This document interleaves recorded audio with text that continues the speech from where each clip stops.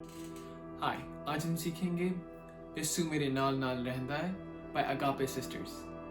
इस ट्यूटोरियल में तमाम म्यूजिकल नोट्स और कॉर्ड्स शामिल हैं जो आपको चाहिए होंगे किसी भी म्यूजिकल इंस्ट्रूमेंट में प्ले करने के लिए। अगर आप कोई भी और गीत या जबूर सीखना चाहें उसको कमेंट्स में ज़रूर मेंशन कीजिए, और अगर ये वाली आपको अच्छी लगे तो इसको लाइक ज़रूर कीजिए और चैनल को सब्सक्राइब ज़रूर कीजिए। चलिए आइए।